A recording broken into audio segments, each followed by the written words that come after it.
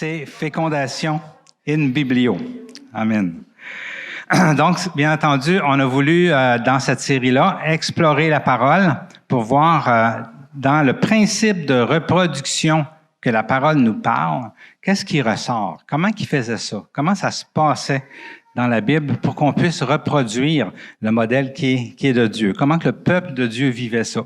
Et c'est ce qu'on veut explorer avec vous autres dans cette série-là. Et je ne sais pas si vous avez remarqué, mais depuis le début de la série, on parle souvent du Saint-Esprit. Puis c'est intéressant de voir que, alors que Dieu nous inspire des messages, le Saint-Esprit prend toujours une grosse place dans ce thème-là, fécondation in biblio. Tous ceux qui ont apporté des messages, en fait, en ont parlé. Michael a mis un gros emphase sur le Saint-Esprit et je l'en remercie. C'est vraiment le personnage fécond et qui nous rend féconds, les êtres humains, par excellence, le premier, le plus haut, le plus grand. Alors, c'est pour ça qu'on parle si souvent du Saint-Esprit. Le Saint-Esprit, ça apporte la vie. Ça apporte la nouvelle naissance, ça apporte la croissance, ça apporte des fruits, ça apporte des changements, des délivrances. C'est incroyable tout ce que Dieu, Saint-Esprit, fait. On sait que le Père, Fils et Saint-Esprit, c'est le même, mais la partie de Dieu qui est Saint-Esprit, la personne de Dieu qui est Saint-Esprit, wow! Il faut vraiment qu'elle fasse partie de nos vies personnelles, de nos vies familiales et de nos vies d'Église. Sans le Saint-Esprit, on tombe dans la religion. C'est pas long. Je vais juste repasser très vite les deux premiers messages que je vous ai parlé, parce que le troisième est une suite à cela. Je ne sais pas si vous vous souvenez, mais mon premier message que j'avais apporté dans cette série-là, c'est « Il faut être deux ». Et j'expliquais par « Il faut être deux » que j'avais eu cette révélation-là que lorsque une personne naît de nouveau, c'est parce qu'il y a eu une relation intime entre l'Esprit Saint et un être humain. Et on remarque, quand on se met vraiment à s'arrêter et explorer, que c'est vraiment un fait. Le Saint-Esprit ne fonctionne pas tout seul. Il fonctionne comme le principe humain, un homme et une femme qui vivent de l'intimité, ça produit des enfants.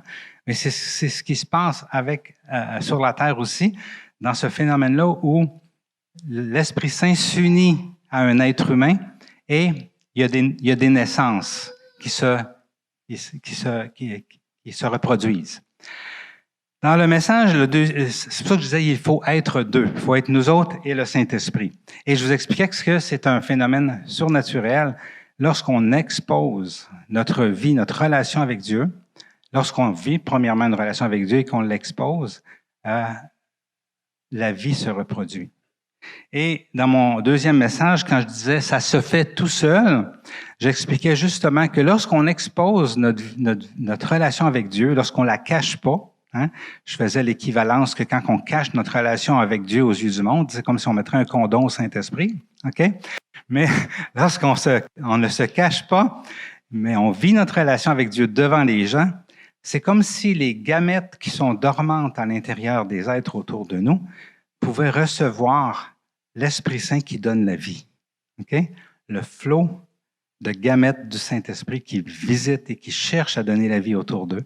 Et il y a des personnes qui naissent de nouveau. Et je sais que beaucoup d'entre vous avaient vécu ça en parlant du Seigneur, en étant simplement ouverts dans votre relation avec Dieu devant les autres et que les gens ont été interpellés et se sont mis à chercher. Le Saint-Esprit s'est mis à les toucher et à un moment donné, la vie est née en eux. Okay? Ça, c'était mon deuxième message. Ça se fait tout seul. Pourquoi ça se fait tout seul? Parce que si on fait ça, Dieu se reproduit.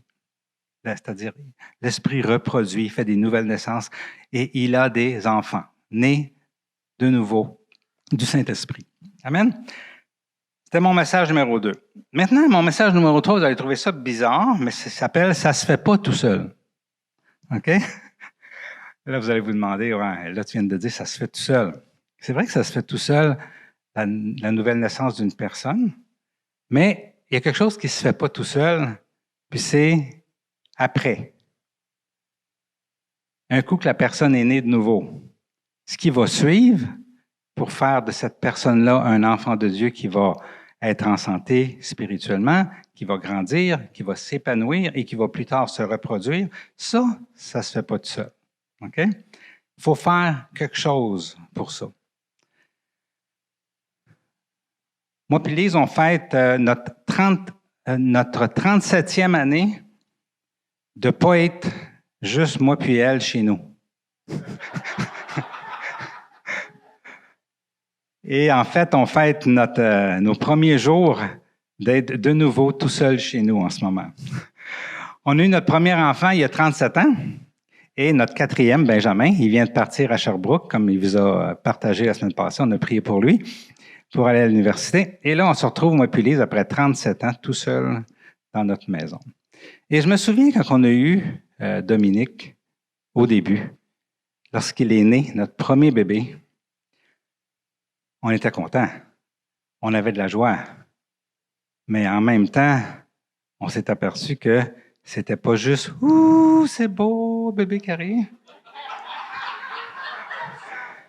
Tout changeait. Toute notre vie changeait.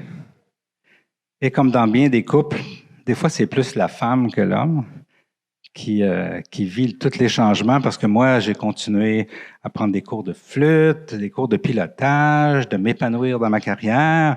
Puis là, j'arrivais chez nous, puis là, Lise, elle me disait, là, ça n'a pas d'allure, je peux même plus aller aux toilettes, là, sans problème, il y a toujours quelque chose, là. Tout avait changé. Naturellement.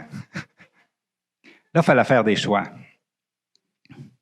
Ça nous a pris, moi en tout cas, les gars, ça nous prend plus de temps à faire les choix que notre femme, des fois. Il faut changer nos priorités.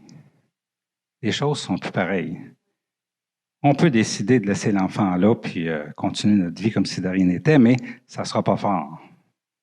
Il faut changer nos priorités si on veut que nos enfants soient heureux, s'épanouissent, apprennent la discipline, apprennent ce qui est bon, ce qui est mal. Et plus tard, quand ils partent, qu'ils soient prêts pour vivre la vie. On l'apprend à la dure, les parents, n'est-ce pas? On ne s'attend jamais que c'est si gros les changements que ça occasionne chez nous. Ça ne se fait pas tout seul, un coup que le bébé sort. Tout le reste avant, ça se fait tout seul. Hein, notre femme tombe enceinte, les messieurs, puis ça s'est fait tout seul. Puis le bébé pousse dans le ventre, puis ça s'est fait tout seul. Mais quand il naît, là, ça se fait plus tout seul. 4 principes après la naissance. Si on veut que nos enfants grandissent, OK? Il faut rester en relation, l'homme et la femme, OK? Il ne faut pas vivre chacun notre affaire de notre bord, puis si on n'était pas trop en relation, il faut le devenir. Sinon, ça ne sera pas sain pour l'enfant et pour la famille. Il faut se consulter. Il ne faut pas faire nos affaires comme on pense puis souhaiter de ce que l'autre pense. Il faut se consulter et apprendre l'un de l'autre et se mettre en accord, même quand on n'est pas en accord. Il faut changer nos priorités, comme je vous ai dit. Il faut faire ce qu'il faut. La chose certaine, c'est que ça ne se fait pas tout seul. Il y a des efforts à faire. L'Ancien Testament, parce qu'on est là pour explorer la Bible, nous montre plein de fruits puissants de personnes de Dieu dans leur appel. Dieu appelait des hommes, appelait des femmes, et il faisait des choses extraordinaires. Mais, par contre, quand on se met à chercher les fruits au niveau familial, pour le vrai, il n'y a pas grand-chose dans la Bible. La famille dans la Bible, c'était pas fort. Adam, dès le départ, après avoir brisé sa relation avec Dieu, il a brisé sa relation avec sa femme. Il s'est mis à l'accuser, c'est de sa faute. Hein? Première génération, Caïn, le fils aîné, tue son frère. Ça n'allait pas bien au niveau familial. Hein? Après ça, la Bible nomme un paquet de générations qui a succédé à ça, sans trop dire ce qui se passait dans les familles. Et là, on arrive à Noé. Noé, le grand homme de Dieu, incroyable, qui bâtit un arche par la foi et qui fait l'œuvre de Dieu. Par contre, quand on se met à regarder de plus près sa famille, ben, on ne sait pas trop ce qui s'est passé, mais il y avait des choses, des dysfonctions sexuelles entre Noé puis son fils, puis en tout cas, la famille ne partait pas bien. Puis on sait que par la suite, ça a dégénéré. La Bible continue de nous montrer plein de généalogies. De père en fils, ça nous nomme des noms sans trop nous dire qu'est-ce qui se passe dans les familles. On passe par l'histoire de la tour de Babel. On arrive à Abraham. Et Abraham, un petit peu, il a fait comme Adam un peu. Hein? Il n'a pas mis, lorsque Ève a offert le fruit défendu à Adam, ben il l'a pris. Hein? Il n'a pas mis ses culottes. Et ici encore, Sarah a dit, bon, ben là, tu veux ta promesse, ben regarde, prends ma servante. Et Abraham, ben, il a dit, c'est correct, il n'a pas mis ses culottes lui non plus. Et bien entendu, il s'est ramassé avec 2 femmes, avec des enfants de 2 foyers, et ça a été la bisbille. Il y a eu un bris familial, il a fallu qu'en renvoie une des femmes avec son fils. Ça commençait pas bien, des générations de familles qui vont bien. Hein? Isaac, lui, a eu une seule femme, mais on sait que ça, entre Ésaü et Jacob, ça n'a pas bien été. Hein? Ça a été la division, ça a été un voulait tuer l'autre. Jacob, lui, suivant l'exemple d'Abraham, lui, il a eu 4 femmes, il a doublé ça. Il y a eu des fils de 4 femmes, et bien entendu, il y avait aussi de la bisbille. Les frères vendent un de leurs frères comme esclave, et en tout cas. On ne peut pas dire que l'Ancien Testament nous montre des beaux modèles de famille. Pourtant, elle regorge d'histoires de transmission de la foi d'une génération à l'autre de façon glorieuse. Dans beaucoup, beaucoup de cas, il y a plein de belles histoires. On regarde David, un homme selon le cœur de Dieu, un homme que Dieu a toujours loué malgré ses péchés. Il l'a discipliné aussi. Mais un homme vraiment qui marchait avec Dieu, que sa priorité, c'était sa relation avec Dieu, sa priorité, c'était de faire sa volonté, c'était de ne pas perdre cette relation-là. Pourtant, David, au niveau familial, ça a été un chaos total. Plusieurs femmes, un de ses fils qui viole sa sœur, l'autre le tue à cause de ça. Ça n'allait pas bien au niveau familial, le roi David. Hein? Lui, finalement, il finit par pardonner de façon incomplète son fils qui avait tué le frère et l'autre finit par y faire la guerre, finalement. Salomon, ben, il n'avait pas eu un très bon exemple. Lui, au lieu d'avoir une couple de 100 femmes, ben, il en a eu 1000. Puis, ses fils à Salomon, par la suite, ont tout détruit ce qui était parti pour bien aller avec David, le royaume qui était en train de se rétablir, qui était glorieux dans le temps de Salomon. Dès les premiers fils de Salomon, c'était détruit. Pourquoi? Pourquoi c'était le même dans l'Ancien Testament? Pourquoi des hommes de Dieu, des hommes qui marchaient avec Dieu, ça allait si mal? En fait, on peut voir des choses. Premièrement, les gens de l'Ancien Testament n'avaient aucun modèle de père. OK? Parce que Dieu n'était pas leur père. Dieu était leur Dieu. Il n'y avait pas cette grâce-là qu'on a, nous, d'avoir Dieu comme père et de se révéler à nous comme père et donc d'avoir un modèle parfait de qui est un père. Et plus on marche avec Dieu de façon intime, plus on vit ça, cette paternité-là de façon parfaite. Donc, aucun modèle de père et on sait que le Père, ça restaure notre âme, ça nous remet les bonnes valeurs à la bonne place, ça nous montre comment agir avec notre prochain, avec nos enfants. Tu sais, il n'y avait rien de ça.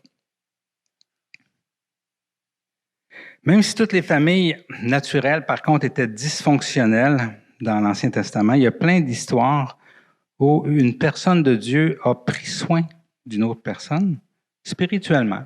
OK? Et ça l'a donné un bon fruit. Cette personne-là, dans l'Ancien Testament, a fait un partenariat avec le Saint-Esprit, sans le savoir, avec Dieu, okay? Mais on sait que c'était le Saint-Esprit. Et cette influence-là qu'elle a eue dans la vie de l'autre personne, ça a créé une personne croyante et même un héros de la foi. Il y a une histoire qui est particulière que je veux partager un peu plus longuement avec vous, c'est l'histoire d'Élie. Élie, c'était un prêtre. Dans le temps, dans l'Ancien Testament, entre Moïse et Jésus, il y avait des prêtres. En fait, une des 12 tribus d'Israël, leur fonction, c'était de prendre soin du temple, de la présence de Dieu. Et une partie de cette famille-là, c'était d'être des prêtres. Donc, Élie était un de ceux-là. Son rôle, c'était bien entendu d'offrir tous les sacrifices au temple et être l'intermédiaire, disons, entre le peuple et Dieu. Et ici, on se retrouve dans un contexte où une dame qui ne pouvait pas avoir d'enfant, Anna, et son mari Elkana, est allée au temple et Élie a prié pour elle et il a prophétisé qu'elle aurait un bébé et est tombée enceinte alors qu'elle était stérile et est tombée enceinte de Samuel. Samuel, un homme qui est devenu un grand prophète. Bien entendu, le contexte familial de Anna et Elkana n'était pas bon parce qu'Elkana avait d'autres femmes, donc il y avait de la jalousie, ça n'allait pas bien. Et Anna est allée porter Samuel au temple parce qu'elle avait promis à Dieu que si elle avait un bébé, elle lui donnerait pour qu'il le serve. Et ce qui est intéressant, c'est que Élie l'a accepté au temple. Mais regardons la vie familiale d'Élie. Ça dit dans 1 Samuel 2, 12, 22 et 22. Les fils d'Élie étaient des vauriens qui ne connaissaient pas l'Éternel. Ça dit un peu plus loin, Élie était très âgé lorsqu'il apprit comment ses fils agissaient vis-à-vis de tout Israël. Il apprit aussi qu'il couchait avec les femmes qui se rassemblaient à l'entrée de la tente de la rencontre. Donc, il faisait des choses atroces. Il était supposé de représenter Dieu, d'offrir les sacrifices à Dieu, et au lieu de ça, il faisait la vie pervers et se servait de leur poste, de leur position pour pouvoir faire ce qu'il voulait. Élie n'était pas un bon papa. Il était loin de ses enfants. Hein? Et ça a pris des années avant qu'ils s'aperçoivent qu'il faisait ça. Il n'était même pas au courant. Donc, comme tous les gens dans ce temps-là, il n'avait pas appris comment être un père. Et lorsque Samuel, à un moment donné, en tant que prophète, lui transmet le message de Dieu, il lui dit, de la part de Dieu, Dieu dit, je lui ai déclaré, je veux punir sa famille pour toujours. En effet, il avait la connaissance du crime par lequel ses fils se sont maudits et il ne leur a pas fait de reproche. C'est pourquoi je jure à la famille d'Élie que jamais son crime ne sera expié, ni par des sacrifices, ni par des offrandes. Donc Dieu décide de punir Élie parce que finalement il avait négligé son rôle devant Dieu et bien entendu son rôle de père. Et on voit un symptôme ici qui nous montre comment Élie était détaché de ses fils. Hein? Samuel lui annonce, c'est-à-dire que Dieu parle à Samuel et Samuel avait peur de dire ce que Dieu venait de dire, ce que je viens de vous lire. Là, il était juste un petit enfant, il avait peur d'y dire. Samuel lui raconta tout sans rien lui cacher et Élie dit, donc Samuel vient de lui dire que Dieu va le punir, va punir ses enfants et il dit, c'est l'Éternel, qu'il fasse ce qui lui semblera bon. Et on voit que nous autres, on serait comme, non, Dieu, touche pas mes enfants, je les aime, non, je veux pas que tu leur fasses de mal, je te demande pardon pour eux autres, tu sais. Mais lui, non. Bon, c'est l'Éternel qui fasse ce qu'il veut. On voit qu'il n'y avait pas de relation père-fils. Je vous amène ça pour vous montrer la dysfonction qui existait au niveau d'Élie, au niveau familial, au niveau de son rôle de père. Par contre, regardez ce qui se passe avec Samuel. Le même Élie, OK, sa relation qu'il avait avec Samuel. Ça dit dans 1 Samuel 2, 18, 20 et 3, 1. Samuel faisait le service devant l'Éternel et cet enfant était habillé d'un éphod de lin. Sa mère lui faisait chaque année une petite robe et la lui apportait lorsqu'elle montait à Silo avec son mari pour offrir le sacrifice annuel. Élie bénit Elkana et sa femme en disant « Que l'Éternel te fasse avoir des enfants de cette femme pour remplacer celui qu'elle a prêté à l'Éternel. Et ça dit, le jeune Samuel était au service de l'Éternel devant Élie. Donc, Samuel grandissait en présence de Dieu et en présence d'Élie. Et on voit le cœur d'Élie qu'il avait pour cet enfant-là.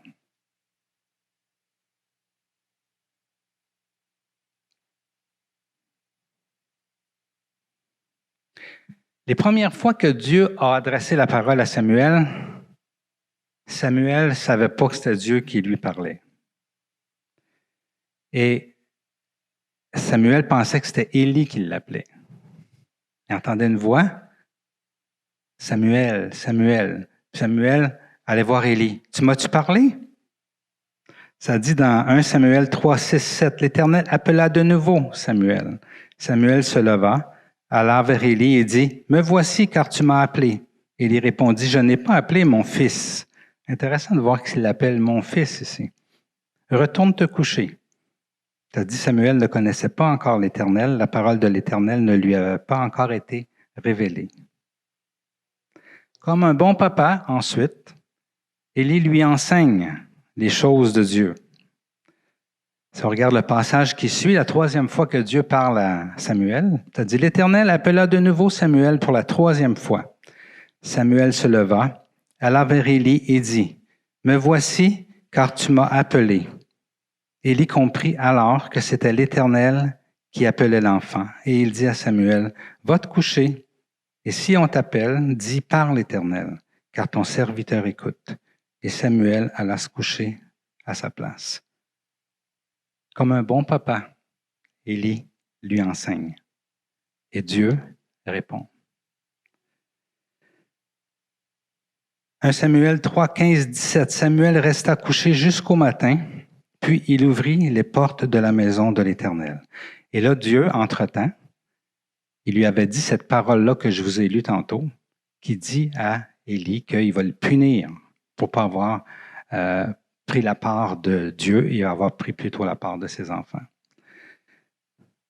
Il avait peur de raconter sa vision à Élie, mais Élie l'appela et dit, Samuel, mon fils, encore mon fils. Il répondit, me voici. Il dit, quelle est la parole de l'Éternel, que l'Éternel t'a adressée? Ne m'en cache rien. Que Dieu te traite avec la plus grande sévérité si tu me caches quoi que ce soit de tout ce qu'il t'a dit. Élie, comme un bon papa, enseigne cette fois-ci, pas comme à ses fils, mais à Samuel, la vérité. Il lui enseigne d'être intègre. Il lui enseigne de dire ce que Dieu lui a dit. Amen. Et Samuel devient un des plus grands prophètes qu'il y a eu dans l'histoire d'Israël. Celui qui a consacré le premier roi, le deuxième roi, qui a été un conseiller, qui a été la parole de Dieu pour le peuple d'Israël. Comment?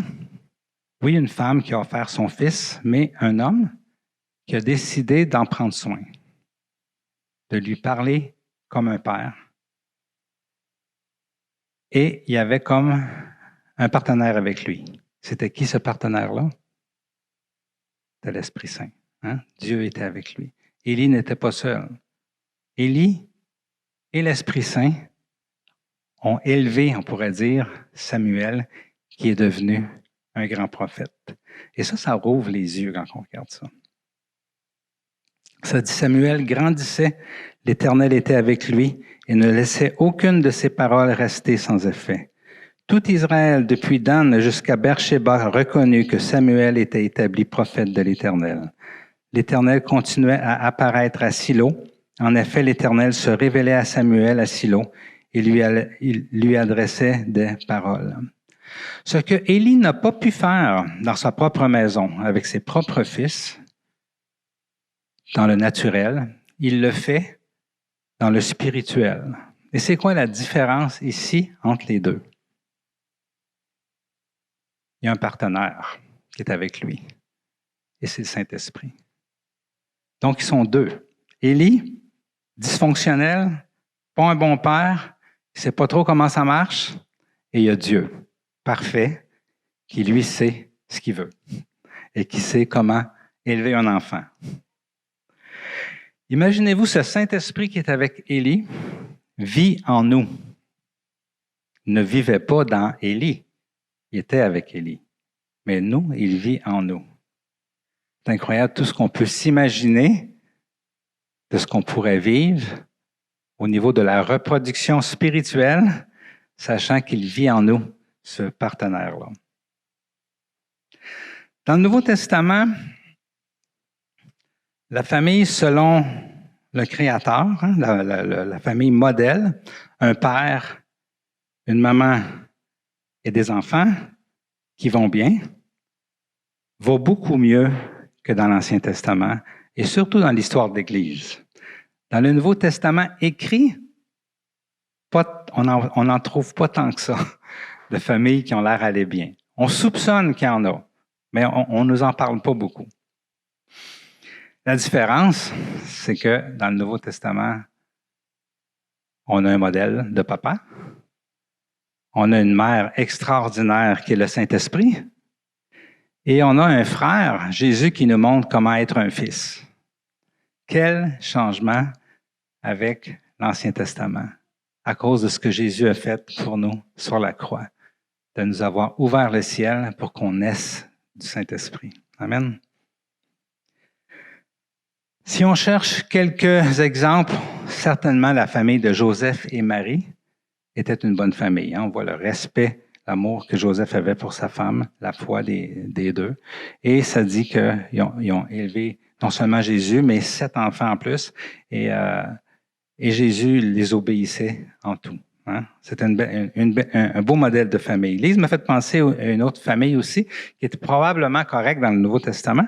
C'est celle de Timothée. Timothée, c'était comme un disciple de l'apôtre Paul. Et Paul parle de sa grand-mère. Il parle de sa mère aussi, que c'est des personnes très croyantes. Et on ne sait pas trop grand-chose du père. On sait que c'était un grec. Donc, il ne faisait pas circoncire ses enfants comme les Juifs. Mais c'est tout ce qu'on sait du père. Si on regarde, par contre, le texte qui parle un peu dans Timothée, Paul écrit à Timothée. Ça dit, de la part de Paul, apôtre de Jésus-Christ et par la volonté de Dieu, pour annoncer la promesse de la vie qui est en Jésus-Christ, à Timothée, mon enfant bien-aimé, que la grâce, la compassion et la paix te soient données de la part de Dieu le Père et de Jésus-Christ, notre Seigneur. Je suis reconnaissant envers Dieu que je sers, à l'exemple de mes ancêtres, avec une conscience pure, sans cesse, nuit et jour. Je me souviens de toi dans mes prières. Je me rappelle des larmes et je désire te voir afin d'être rempli de joie. Je garde en effet le souvenir de la foi sincère qui est en toi. Elle a d'abord habité ta grand-mère, Loïs, et ta mère, Eunice, et je suis persuadé qu'elle habite aussi en toi. Intéressant de voir que le Nouveau Testament, on n'est pas trop sûr de cette famille-là, mais on sait que certainement, Paul a adopté Timothée comme son enfant et il a coopéré avec le Saint-Esprit pour le former et pour faire de lui un disciple épanoui, équilibré et efficace. Amen. Un fils de Dieu heureux. C'est intéressant de voir que dans le Nouveau Testament, on a plein d'exemples de reproduction spirituelle de cette façon-là. Et très peu encore du naturel qui donne des familles équilibrées. Je pense que c'est dur pour nous autres à cause qu'on est humains. C'est comme quand on essaie d'imaginer un gouvernement idéal.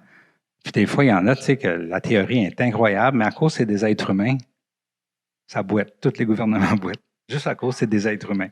La famille, c'est un peu pareil. Combien on a besoin de Dieu, n'est-ce pas?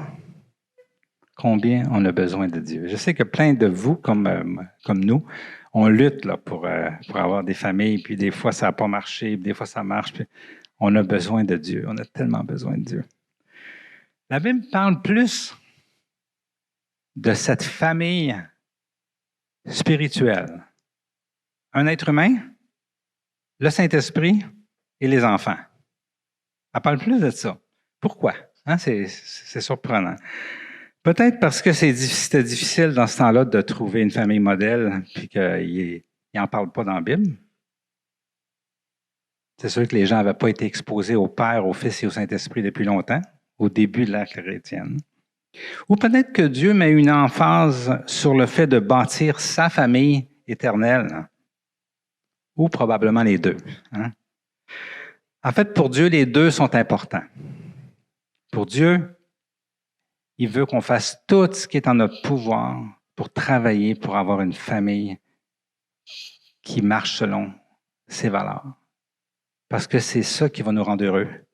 C'est ça qui va rendre notre conjoint heureux. C'est ça qui va rendre nos enfants heureux. C'est ça qui va être bon pour notre société. C'est ça qui va être bon pour l'Église. C'est ça qui va être bon pour le monde. Fait que c'est sûr que Dieu veut qu'on mette une emphase là-dessus. Mais aussi, c'est aussi important pour Dieu qu'on fasse équipe avec lui pour avoir des enfants spirituels. Et qu'ensemble, nous et le Saint-Esprit, on puisse être là pour qu'ils grandissent dans le meilleur contexte possible. L'avantage de ce couple-là qu'on fait tous avec le Saint-Esprit, nous et le Saint-Esprit, on fait un couple quand il s'agit de reproduction, c'est qu'il y en a un des deux dans le couple qui est parfait. Bel avantage, non? Il y en a-tu ici que un des deux dans le couple est parfait au niveau naturel?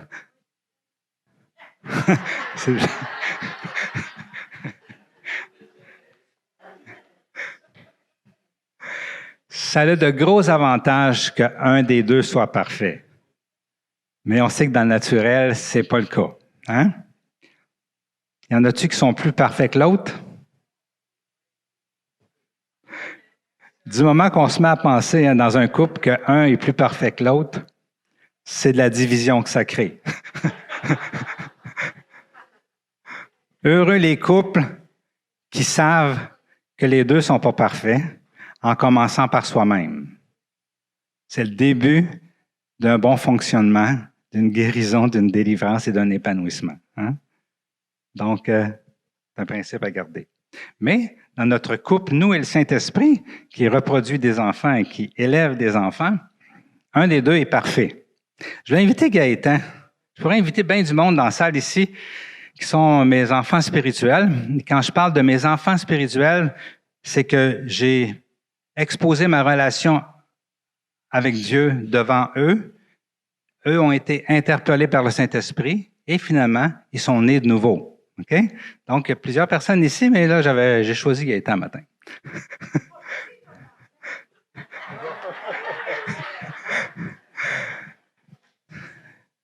Il n'est pas petit, tu as raison.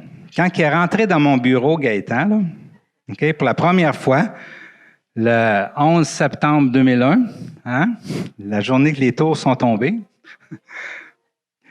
dans mon cœur, ça me dit « Prie pour lui ». Là, je l'ai regardé. Je dit, ouais, qu'est-ce qui va m'arriver?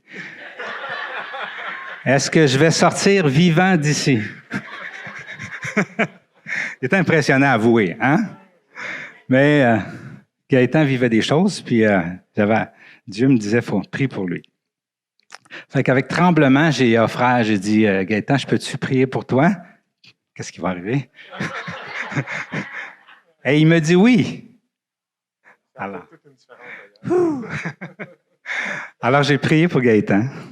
Et Gaëtan, comme une fleur prête à s'épanouir, il s'est ouvert tout de suite au Saint-Esprit. Il a donné sa vie à Dieu. Et je me souviens pas de tous les détails. Lui, il s'en souvient sûrement. Mais, et finalement, il est devenu un enfant de Dieu. OK? Vous voyez ce que je veux dire quand il faut être deux, nous et le Saint-Esprit? C'est le Saint-Esprit qui m'a demandé de prier pour lui en passant. Hein? Fait que ça vient pas de moi. OK? Alors, moi et le Saint-Esprit, dans notre relation, Gaëtan est né. Il est né de nouveau. OK? Et le reste s'est fait tout seul. Pour le vrai, il revenait me voir, là, et je voyais un Gaëtan qui se transformait de foi en foi. Je faisais rien pour ça. Ça se faisait tout seul. Mais ça se fait pas tout seul après ça. Fallait que j'en prenne soin de mon Gaëtan. Alors, je faisais équipe avec le Saint-Esprit pour parler à Gaëtan, pour encourager Gaëtan, pour prier pour Gaëtan, pour que Gaëtan obtienne de la guérison, de la délivrance et qu'il devienne beau comme il est en ce moment.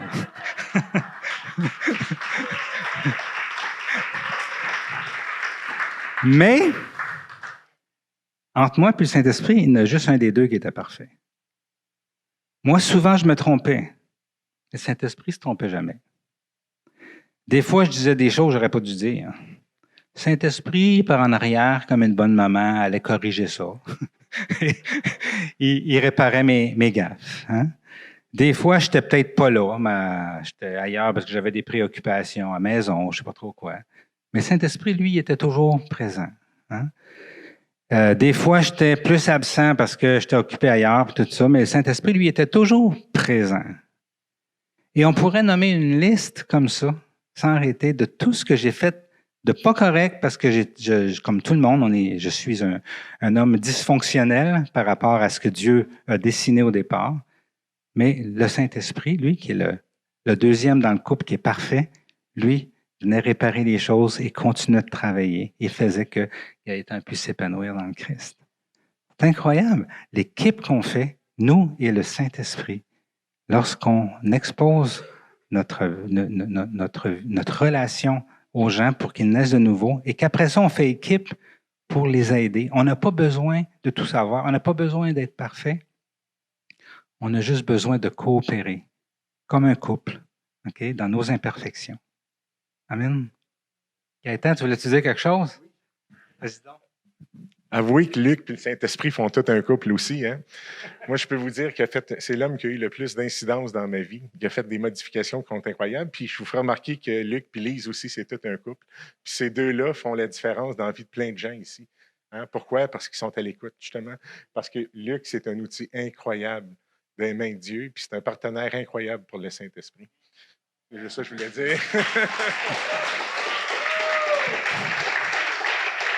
Avoir su, je n'aurais pas passé le micro.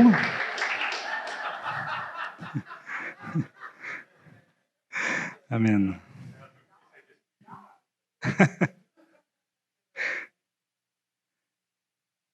Bon, je vais me retrouver dans mes notes, là. Donc, avec Dieu, notre relation qu'on a pour produire des fruits et faire grandir des enfants, c'est la même chose que dans le couple naturel. C'est quoi les principes? Montre la slide qui dit « ça ne se fait pas tout seul ». OK, ça se fait pas tout seul, donc ça se fait, il faut faire quelque chose. Ça se fait avec le Saint-Esprit. Et après une naissance spirituelle, il y a des principes. Un, il faut rester en relation avec notre partenaire, le Saint-Esprit. OK? Deux, il faut se consulter. OK? Et contrairement à un couple humain, il a plus souvent raison que nous autres. Fait qu'il faut l'écouter aussi. Il faut se mettre en accord. Mais il est tellement bon pour nous laisser aller quand on est un petit peu dans le champ. Il nous laisse vivre nos expériences aussi. Tu sais, c'est un vraiment bon partenaire. Il faut changer nos priorités. On ne peut pas dire, Seigneur, je veux te servir, mais je continue de vivre ma vie. Si on veut vraiment servir Dieu dans la reproduction, c'est son cœur, reproduire, remplissez la terre. Si on veut que les gens se convertissent, si on veut avoir un impact pour le royaume des cieux, on est obligé de changer nos priorités. Laisser de côté ce qui n'est pas important dans la vie, qui va s'achever bientôt de toute façon, et prendre les priorités de Dieu, qui sont les gens, qui sont les personnes. S'arrêter pour eux et prendre soin autour de nous, des personnes que Dieu nous montre. Amen. Il faut faire ce qu'il faut. Donc, le même principe. L'avantage, en regardant notre relation avec le Saint-Esprit, comme je vous disais, OK, c'est que lui, il est toujours de bonne humeur dans le couple. Il ne pète jamais sa coche, le Saint-Esprit. Si on est un peu rigide, lui, il ne l'est pas. Si on a peur de parler de certaines choses, lui, il n'a pas peur. Si on a des passes qu'on est trop occupé, lui, il est toujours là. Si on est dysfonctionnel, lui, il comprend, il ne nous juge pas, mais lui, il ne l'est pas. Si on est ignorant de certaines choses, lui, il sait tout. Si on n'a pas appris c'était quoi être un père, lui, il a tout ce qu'il faut pour former, pour nous former et pour compenser nos lacunes. Si on n'a pas appris à être une bonne maman, ben le Saint-Esprit, c'est la meilleure maman qui existe. Si on manque de ressources, ben notre partenaire a accès à toutes les ressources de l'univers. Si on a fait des erreurs, il les corrige en douce, sans nous juger, sans reproche, en nous enseignant en même temps. Et on pourrait continuer comme ça à l'infini.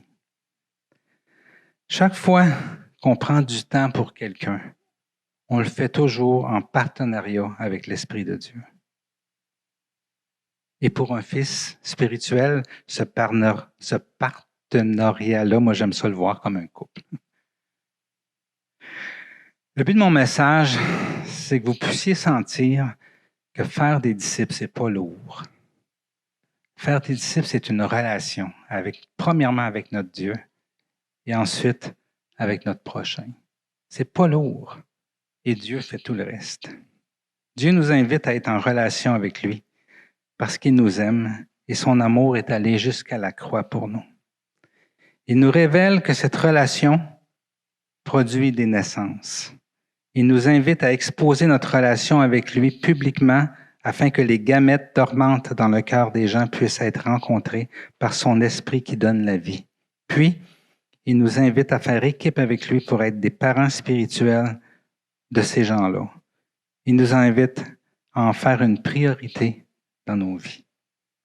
Il nous promet que le fruit de ce changement de priorité, même si ça inclut ce que vivent les parents, des moments de préoccupation, d'inquiétude, le don de soi, la mort à soi-même, il nous promet que le fruit, ça va être la joie. Comme celle qui vient, que vivent tous les parents qui voient leur enfant s'épanouir. Je vais inviter les musiciens. Je vais terminer avec le passage que Michael avait apporté la semaine passée, qui était super bien inspiré. Dans Jean, Jésus qui dit à ses disciples, « Cependant, je vous dis la vérité, il vaut mieux pour vous que je m'en aille. En effet, si je ne m'en vais pas, le défenseur ne viendra pas vers vous.